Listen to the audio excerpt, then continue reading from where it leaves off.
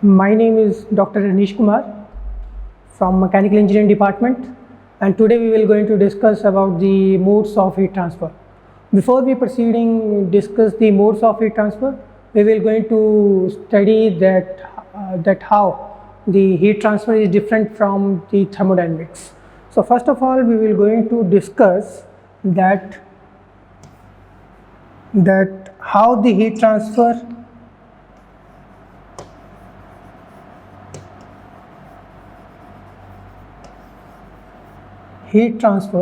is different from the thermodynamics.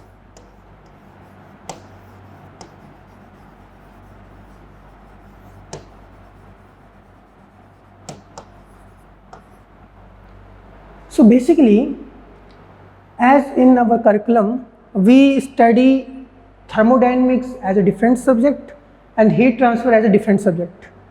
Although the heat transfer is somewhere related to the thermodynamics, and which aspects the thermodynamics differ from the heat transfer are: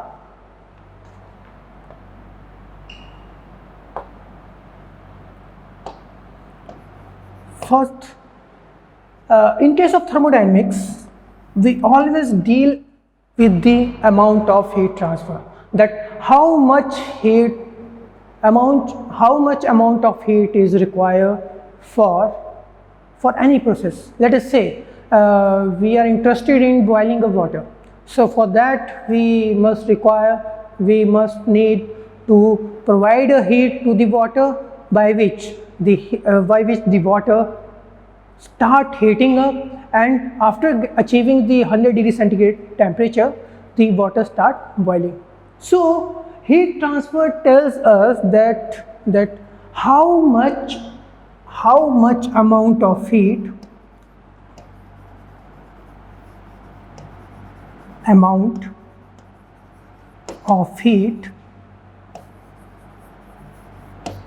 is required to heat the water from 0 temperature to the 100 degree centigrade. But in case of heat transfer, we always interested in analyzing the rate of heat transfer. So based upon the heat transfer, we are able to calculate that at which rate the heat will be supplied to the water. By that, the water start boiling. So heat transfer always says that the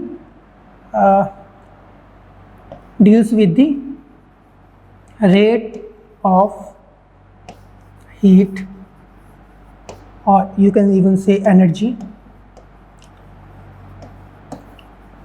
required.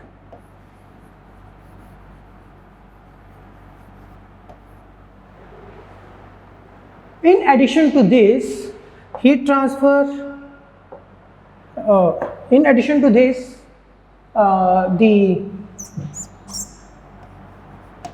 in case of thermodynamics, we always deals with the equilibrium positions. In case of thermodynamics, we always deals with the equilibrium states. But in case of heat transfer, we are not interested in the equilibrium states. In this case, the heat transfer can be calculated for the non-equilibrium states.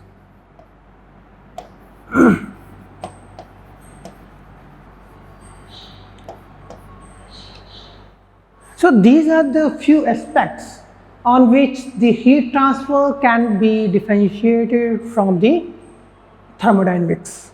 So now we will going to discuss that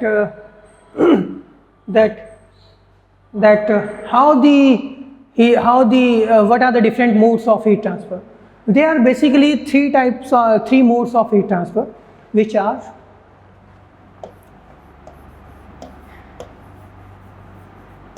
modes of heat transfer.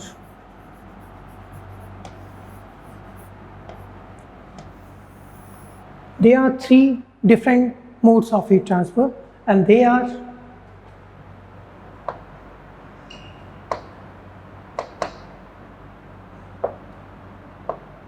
They are, first we have conduction,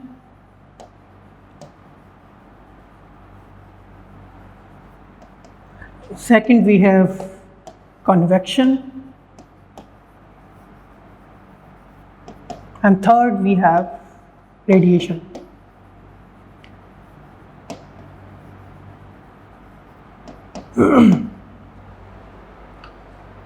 In case of conduction,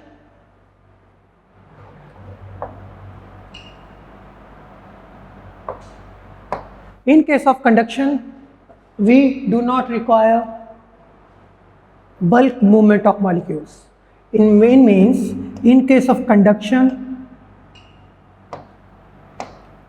there is no bulk movement of molecules.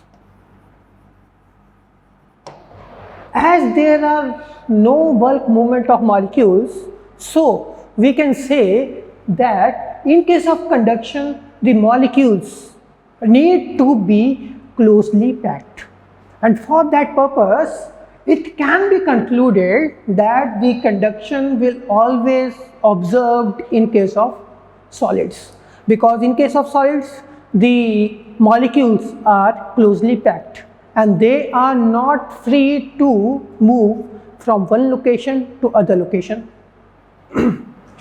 So in case of conduction, the usually observed in case of solids, because the molecules are closely packed. So if we are saying that the molecules are closely packed, then how the heat transfer takes place inside the solids, that how the heat will propagate from one side of the solid to the other side. As I earlier mentioned, that in case of solids the molecules are closely packed. So the molecules are arranged like in this fashion. Let us suppose that they are molecules, and these molecules are closely packed. As these molecules are closely packed, so they won't able to move from one location to other location. Then how heat transfer takes place? Let us say this is a phase. Let us say here the temperature is equal to 50 degrees centigrade, and here temperature is equal to, let us say, 30 degrees centigrade. So by virtue of temperature difference, heat need to be transferred from the higher temperature to the lower temperature.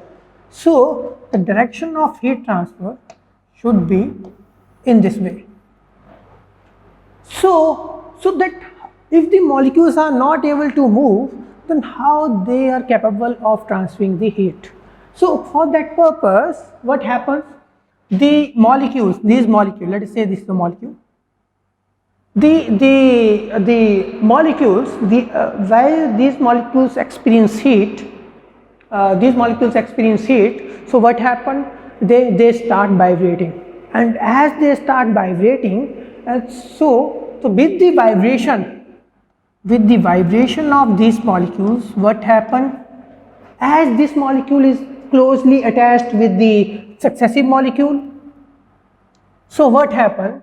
With the vibration of this particular molecule, the energy from this particular molecule will start transferring to the other molecules.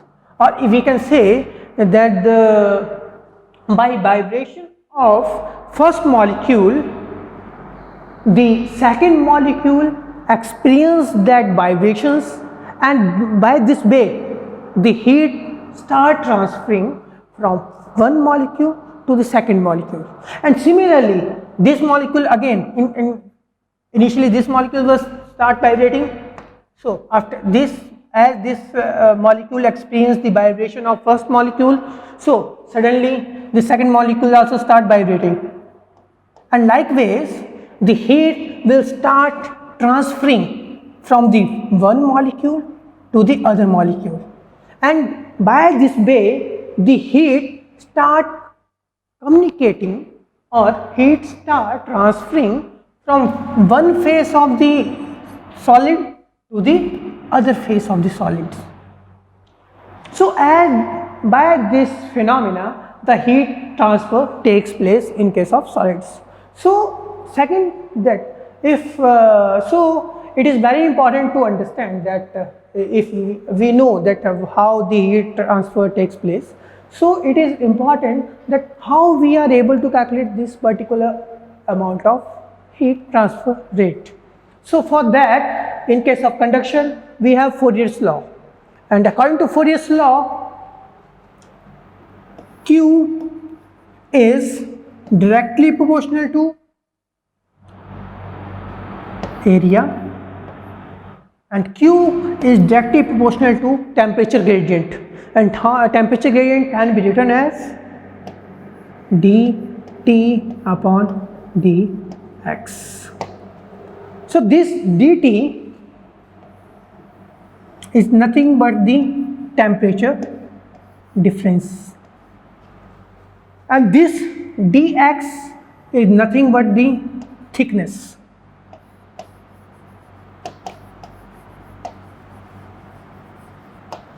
Thickness along which the heat transfer takes place.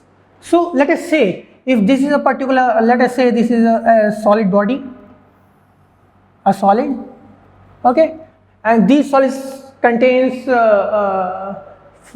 finite number of molecules.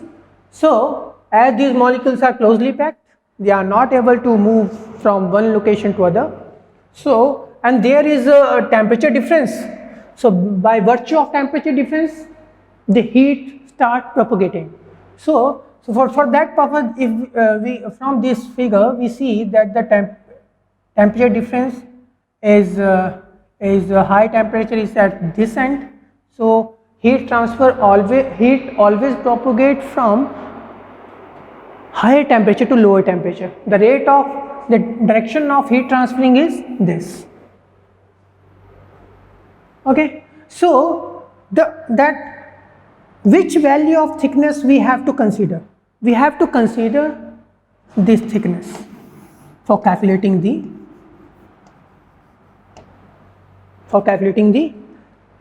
rate of heat transfer. So, and what about the area? So which value of A we have to consider?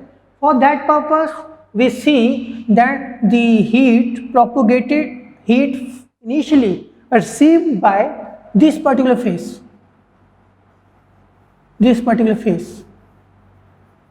So the area of this particular phase represents or is used for calculating the area.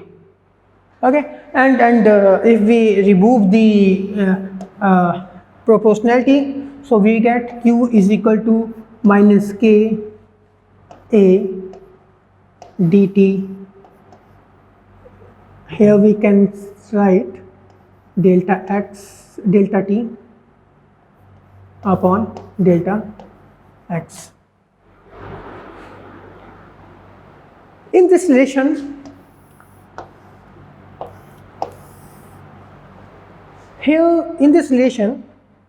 we can see that we have minus sign.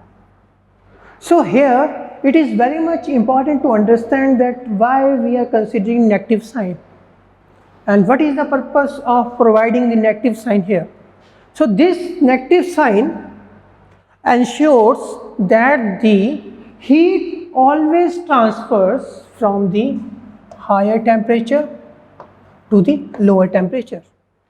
This transfer of heat from higher temperature to lower temperature can be ensured with the help of negative sign, because we generally know that the delta T can be written as T final minus T initial. In this particular case, in this particular example, we can see that the initial temperature the heat is received by this particular phase, which is represented by blue line. So initial temperature, what we have, initial temperature value, T initial is equal to 50 degree centigrade, and the final temperature value is Tf equals to 30 degree centigrade. And when we calculate the delta T value, so delta T would be equals to 30 degree minus 50 degree centigrade. And here we can see that the temperature value is going to be negative. So the main purpose of providing this negative sign is to ensure that the heat always transfer from the higher temperature to the lower temperature. So that's why negative sign is provided in this relation. So now we will going to discuss here, and there is one more important aspects which need to be discussed. Okay, so let us say we have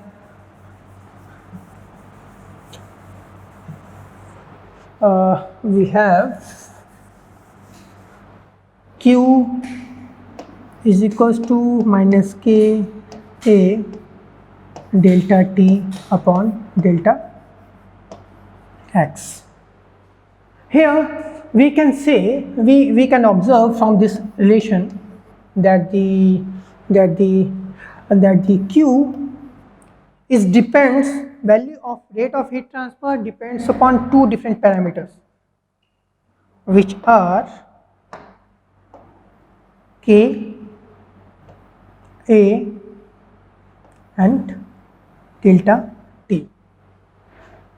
Here we can see that delta T upon delta X, which is basically the temperature gradient, which can't be altered by our own, because we see that we have some fixed value of thickness, we have a fixed value of temperature difference, which we can't change for increasing the heat transfer. But here are two other parameters which can be changed for getting the higher heat transfer, and these parameters are K and other one is A. So here K represents the thermal conductivity, or it can also be called as conductive heat transfer coefficient, and A is the area.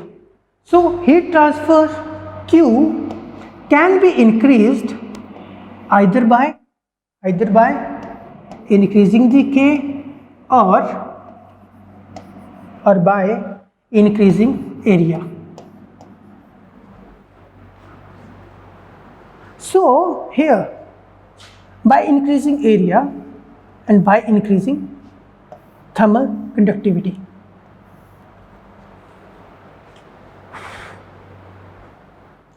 Let's talk about the increasing of area. In case of, if we increase the area, so rate of heat transfer get increased, and the application of increasing area can be observed in case of automobiles, where you can see that the fins are provided on the bicycle engine, and the main purpose of providing the extra area over the engine is to ensure the proper cooling of the engine. So for that purpose we increase the heat transfer by increasing the area. Okay. In other case we can also increase Q by increasing K. K is thermal conductivity, or coefficient of conductive heat transfer. For increasing K, how we can increase K? This is very much important to understand, because in heat transfer we have two different types of heat transfer phenomena. First one is natural and other one is forced convective heat transfer. In case of natural convective heat transfer, what happens? what happens, we have two different parameters, either by increasing k or either by increasing a. Okay, so now we will going to discuss about the conductive heat transfer, and this k can be increased by using the composite materials. And because using the, as we know that the heat transfer is analogy with the electric, thermal resistance is analogy with the thermal electrical resistance. So by increasing the K, we use the composite materials, and accordingly the K can be increased or may be increased. Okay. Now we will going to talk about the conductive heat transfer. In case of conductive heat transfer,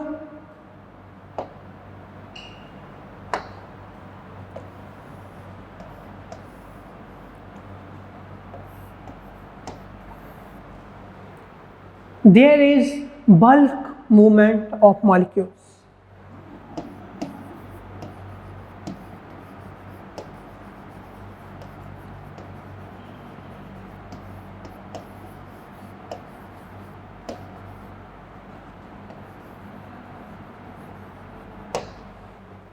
Bulk movement of molecules, and so for convective heat transfer, the molecules need to move from one location to the other location for transferring the heat, and this and the convective heat transfer mainly observed in case of liquids.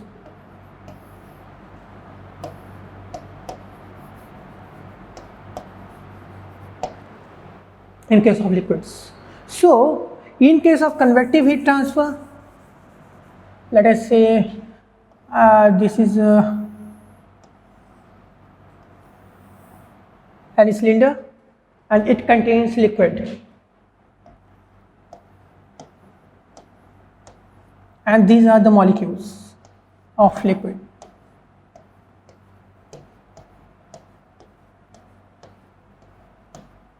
So let us say that here is we have a temperature difference of, let it T equal to 50 degrees centigrade, and T is equal to T at this particular phase is let us say 20 degrees centigrade. So the heat transfer always takes place from higher temperature to lower temperature. The heat must need to transfer in this direction. So for transferring this particular, now for transferring the heat, this molecule, initially this molecule experience the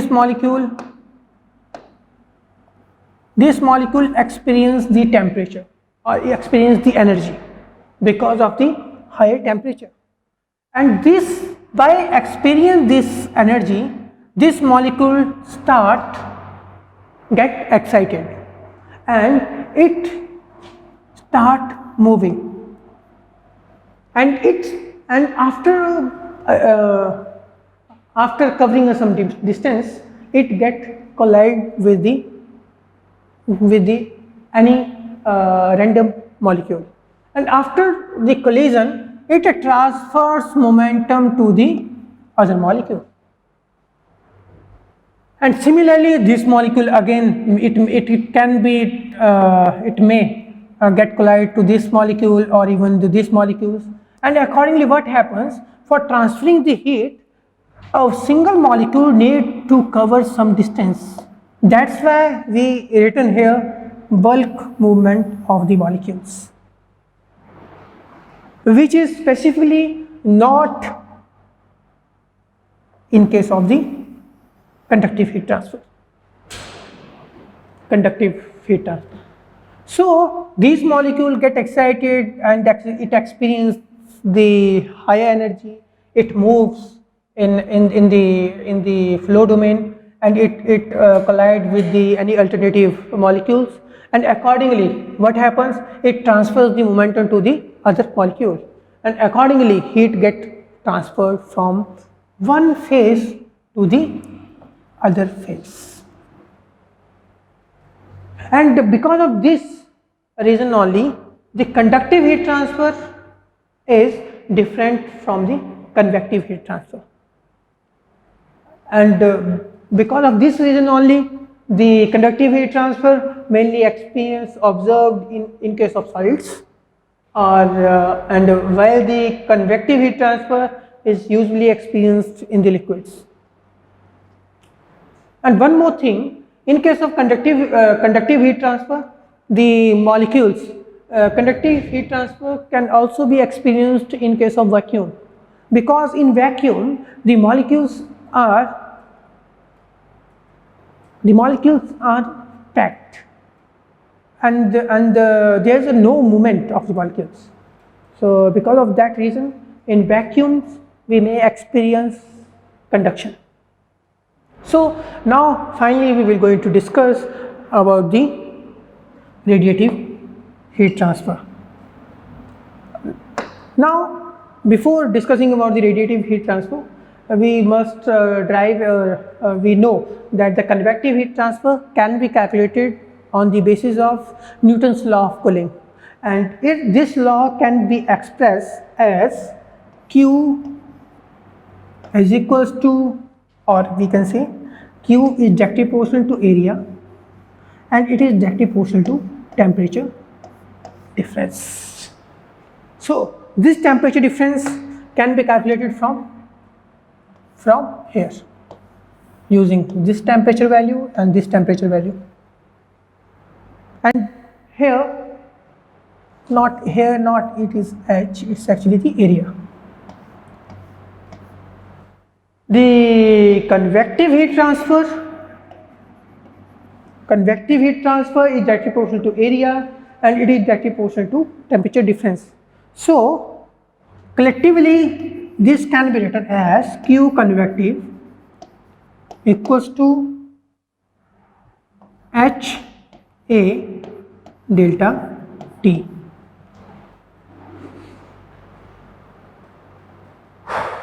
For here in this relation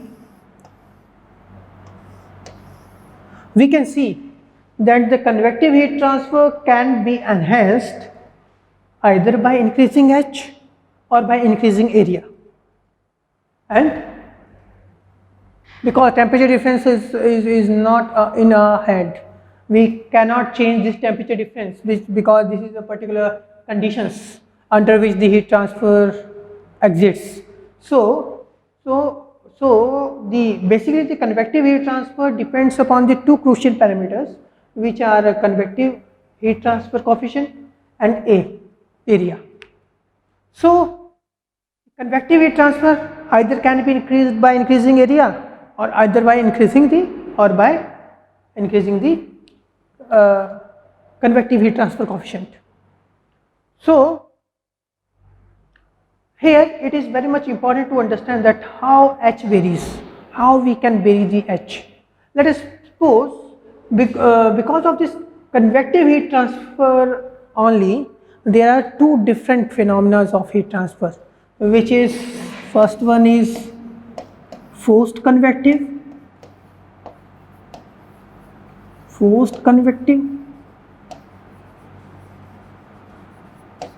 and other one is natural convective heat transfer. Forced convective heat transfer and natural convective heat transfer. In case of forced convective heat transfer, we increase the value of H. And for understanding the convective effect of H parameter, let us take an example. Let us suppose in summer you are standing in a room, okay, and over your head there will be no fan. So what happens? You feel warmer. But if you move to other room where the fan is just above your head, you experience little bit of comfortable. So how this, in one way you are feeling the comfortable, and in other way you are not feeling the comfortable. That how the heat transfer, actually the heat transfer takes place from your body to the surrounding air. So in case of natural convective heat transfer, while there will be no fan over your head on the roof, then only you say that the heat transfer takes place because of the natural convection. But in other case, when you have a fan, then in that particular case the forced convective heat transfer is there, and because of that the movement of air which interacted with your body get increased, and accordingly the convective heat transfer coefficient H get increased, and accordingly the convective heat transfer get increased. Okay, so finally we will going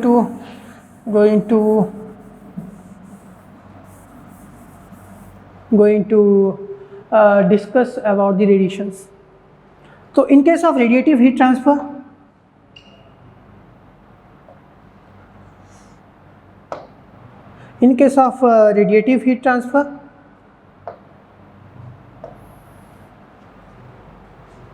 this can be experienced.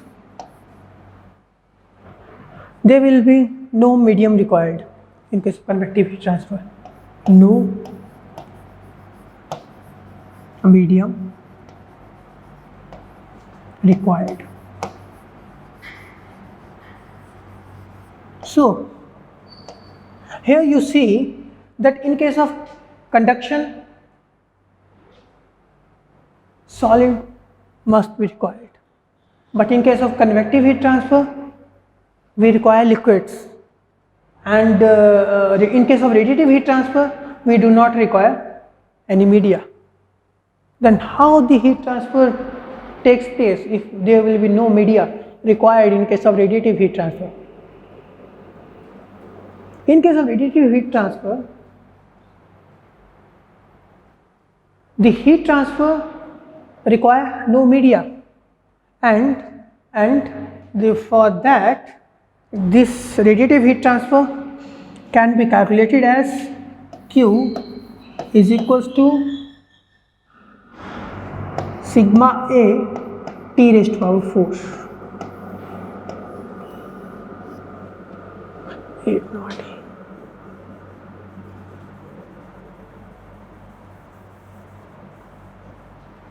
Q is equal to T raised to power 4. So this is about the modes of heat transfer. In next lecture we discuss about the different phenomena of calculating the conductive heat transfer in composite slabs or in infinite long slabs. Thank you.